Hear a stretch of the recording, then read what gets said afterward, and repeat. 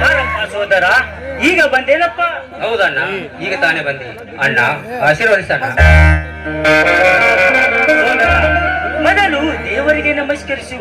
ನನ್ನ ಆಶೀರ್ವಾದ ನಿನ್ನ ಮೇಲೆ ಯಾವಾಗಲೂ ಇದ್ದೇ ಇರುತ್ತದೆ.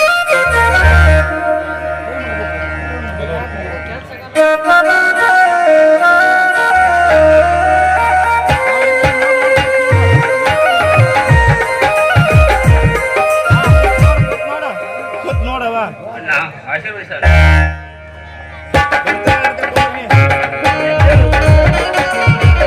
ನೀನು ಯಾವಾಗಲೂ ಜಯಶಾಲಿಯಾಗಿ ಬರಬೇಕೆಂದು ನಾನು ಆ ದೇವರಲ್ಲಿ ಬೇಡಿಕೊಳ್ಳುತ್ತೇನಪ್ಪ.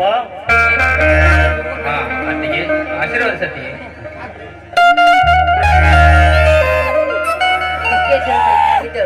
ಈ ಕನ್ನಡ ಪುತ್ರನಾಗಿ ಈ ನಾಡಿನಲ್ಲಿ ಬೆರೆಯುವಂತ ಆ ಬೈಕೆ ನನ್ನಲ್ಲಿದೆಯಪ್ಪ. ಅದೇ ನಾನು ದೇವರಿಗೆ ಬೇಡಿಕೊಳ್ಳುತ್ತೇನೆ. ಪರಮೇಶ್ವರನಂತ ಅಣ್ಣ, ಪಾರ್ವತಿ ಅಂತ ಅತ್ತಿಗೆ, ಸಾಕ್ಷಾತ್ ತಂದೆ ತಾಯಿ ಅಂತಿರುವ ನನ್ನ ಅಣ್ಣ ಅತ್ತಿಗೆ ಆಶೀರ್ವಾದ ಸದಾ ನನ್ನ ಮೇಲಿರುವಾಗ ನನಗೆ ಯಾರ ಭಯವೂ ಇಲ್ಲ.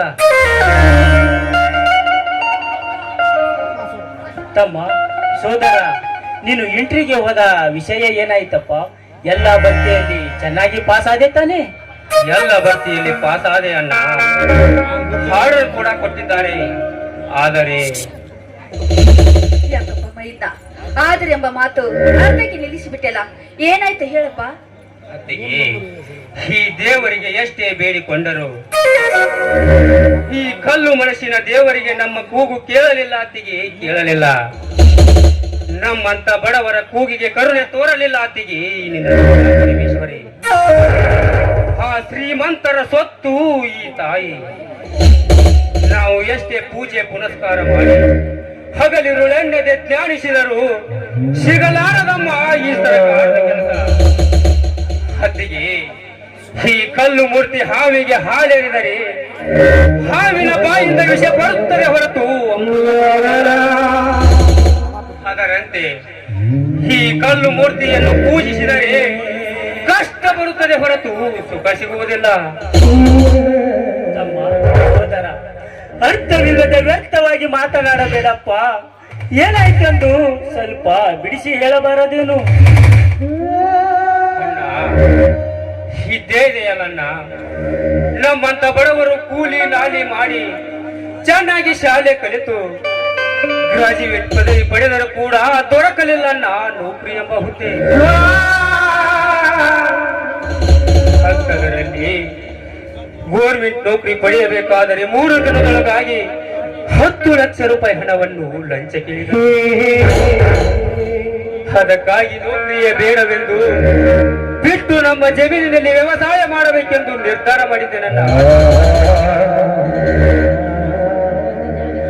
ಇದೇನಪ್ಪ ಮೈದ ಹೀಗೆ ಹೇಳ್ತಾ ಇದ್ಯಾ? ಶಾಲೆ ಕಲಿಯೋದನ್ನು ಬಿಟ್ಟು ಭೂಮಿಯಲ್ಲಿ ದುಡಿತಿ ಅಂತ ಹೇಳ್ತಾ ಇದೆಯಲ್ಲ, ಇದೇ ಸರಿ ಏನಪ್ಪ? ಹಗಲು ರಾತ್ರಿ ಕಷ್ಟಪಟ್ಟು ನೀನೊಬ್ಬ ವಿದ್ಯಾವಂತನಾಗಬೇಕೆಂಬುದೇ ಈ ನಿಮ್ಮ ಅಣ್ಣನ ಆಶೆಯಪ್ಪ. ಹಗಲು ರಾತ್ರಿ ಭೂಮಿಯಲ್ಲಿ ದುಡಿದು ಎಷ್ಟೊಂದು ಕಷ್ಟಪಟ್ಟಿದ್ದಾರೆ ಈ ನಿಮ್ಮ ಅಣ್ಣನವರು. ನೀನು ಈ ಭೂಮಿಯಲ್ಲಿ ದುಡಿತೀನಿ ಅಂತ ಹೇಳ್ತಾ ಇದ್ದಿಲ್ಲಪ್ಪ. ಬೇಡಪ್ಪ ಬೇಡ, ನೀನು ಶಾಲೆ ಕಲಿಯೋದು ಒಳ್ಳೇದಪ್ಪ, ಒಳ್ಳೇದು. ಅತ್ತಿಗೆ, ದೇವರು ನನಗೆ ತೋಳಿನಲ್ಲಿ ಶಕ್ತಿ ಕೊಟ್ಟಿದ್ದಾನೆ. ಈ ಒಬ್ಬ ರೈತರ ತಮ್ಮ ನೇಗಿಲಿ ಹಿಡಿದು ಭೂಮಿಯಲ್ಲಿ ಬಿತ್ತಿ ಬೆಳೆ ತೆಗೆಯುವ ಹಂತದರಲ್ಲಿ ರೈತರೇ ರಾಷ್ಟ್ರದ ಸಂಪತ್ತು ಎಂದು ಕೂಗುವಂತಾಗುತ್ತದೆ ಈ ನಮ್ಮ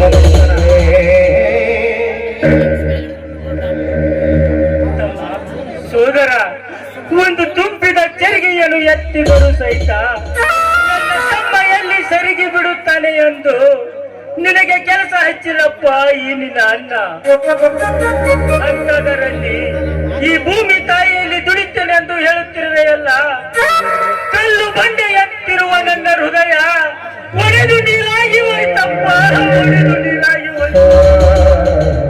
ತಮ್ಮ, ಸೋದರ, ನನಗೆ ಎಷ್ಟು ಕಾರ್ಪಣ್ಯಗಳು ಬರಲಿ, ಆದರೂ ನೀನು ಯಾವಾಗಲೂ ಚೆನ್ನಾಗಿರಬೇಕೆಂದು ಆ ದೇವರಲ್ಲಿ ಬೇಡಿಕೊಳ್ಳುತ್ತೇನೆಪ್ಪ.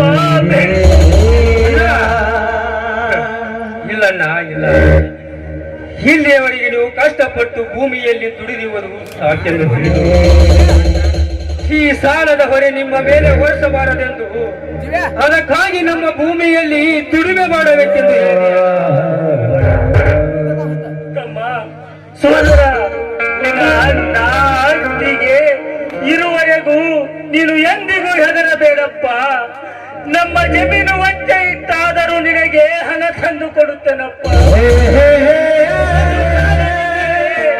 ಈ ಊರಿನ ಶ್ರೀಮಂತರ ಮನೆಯಲ್ಲಿ ಜೀತದಾರಾಗಿ ದುಡಿದು ನಿನಗೆ ಹಣ ತಂದು ಕೊಡುತ್ತೇನಪ್ಪ. ಅಣ್ಣ ಭಕ್ತಿಗೆ ಈ ನಿಮ್ಮ ತಮ್ಮನ ಮೇಲೆ ಎಷ್ಟೊಂದು ಪ್ರೀತಿ ಕರುಣೆ ಕನಿಕರ. ಇಂಥ ಸಮಯದಲ್ಲಿ ಎಲ್ಲಿಯಾದರೂ ಹಾಳಾಗಿ ದುಡಿದು ಹಣ ತಂದು ಕುಳಿತಿರೆಂದು ಹೇಳುತ್ತಿರುವರಲ್ಲ, ಇಡೀ ನಿಮ್ಮ ಜೀವನವನ್ನೇ ಜೀತದಲ್ಲಿ ಕಳೆಯಬೇಕೆಂದು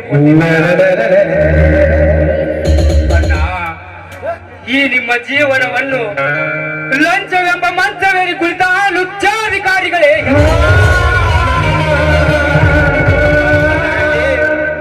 ನೌಕರಿಯ ಬೇಡವೆಂದು ತಿಳಿದು ಬಂದಿದ್ದೇನಣ್ಣ, ತಿಳಿದು ಬಂದಿದ್ದೇನೆ.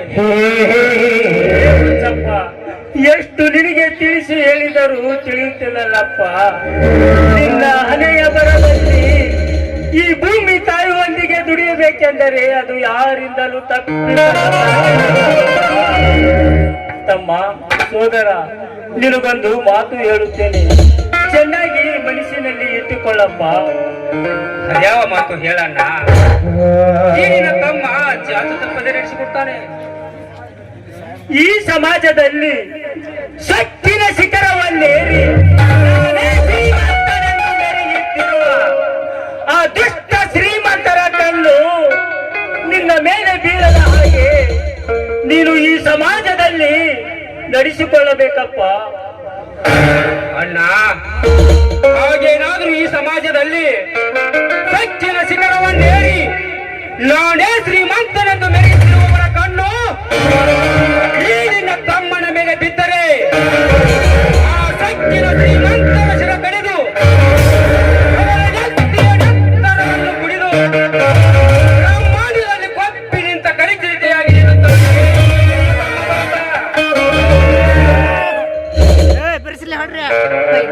ನಮ್ಮ ಬೈದ್ನ ಈ ನಾಡಿನಲ್ಲಿ ಯಾವ ನಾರ್ಯರ ನೆರಳು ನಿನ್ನ ಮೇಲೆ ಬೀಳಬಾರ್ದಪ್ಪ. ಆ ರೀತಿ ನೀನು ನಡೆದುಕೊಂಡು ಹೋಗ್ಬೇಕಪ್ಪ. ಹೊತ್ತಿಗೆ ಈ ನಾಡಿನ ನಾರಿಯರ ನೆರಳು ಅಷ್ಟೇ ಅಲ್ಲ, ಹೊರ ನಾಡಿನ ನಾರಿಯರ ನೆರಳು ಈ ನಿಮ್ಮ ಮೈದುನನ ಮೇಲೆ ಬಿದ್ದರೆ ಆ ಕೆಟ್ಟ ನಾರಿಯರ ನೇರುಗಳು ಕಿತ್ತು ಅವರಿಗೆ ತಕ್ಕ ಪಾಠ ಕಲಿಸುತ್ತಾನೆ ಈ ನಿನ್ನ ಮೈದುನ. ಅಷ್ಟೇ ಅಲ್ಲ ಅತ್ತಿಗೆ, ಪಾಪ ಎನ್ನುವವರಿಗೆ ಪ್ರೀತಿ ತೋರಿಸುತ್ತೇನೆ, ಕಟುಕ ಎಂದು ಕರೆದವರಿಗೆ ಶಿರವನ್ನೇ ಕತ್ತರಿಸಿ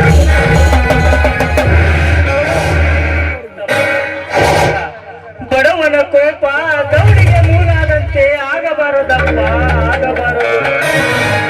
ಯಾಕಣ್ಣ, ಈ ನಿನ್ನ ತಮ್ಮನ ಮೇಲೆ ನಿನಗೆ ಅಪನಂಬಿಕೆ?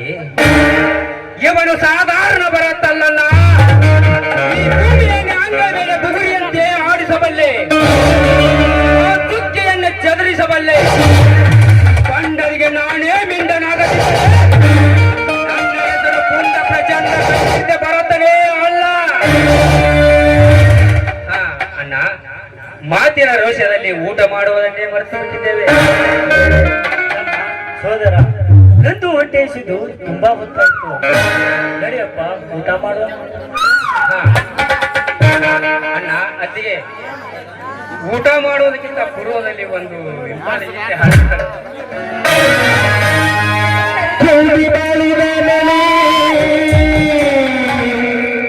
ನಮ್ಮ